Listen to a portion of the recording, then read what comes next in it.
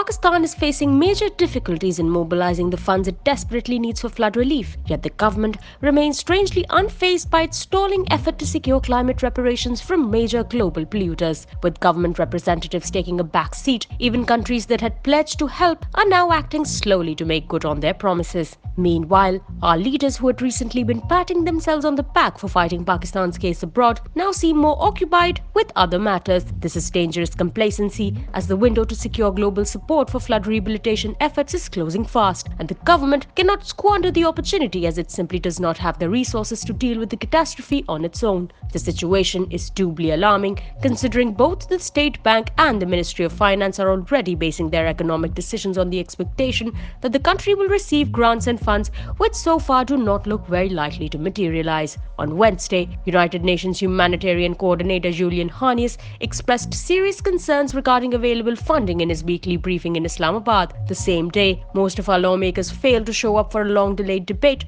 on the flood situation in the National Assembly. We have not yet seen enough funding for health, nutrition, and safe water, Mr. Hannes worried. This is absolutely a challenge, and there remains a major gap. The UNICEF, which is very much involved in the health and nutrition of young children, is not receiving funding at this time of crisis. The UN Humanitarian Coordinator said only around $90 million had been committed so far to Pakistan's flood relief efforts by UN member states, despite an appeal for $816 million launched last week. While a formal assessment of flood-related damages has yet to be completed, it has been estimated that Pakistan has suffered more than $30 billion in losses. Considering that the exchequer does not have much in it, recovery can be expected to take a long time if aid remains this slow to materialize. Yet, that has not stirred the lawmakers occupying the lower house of parliament. The National Assembly has in this week alone twice failed to hold a debate on the flood situation. Despite 100 or so cabinet members and parliamentary secretaries, lack of quorum has forced postponement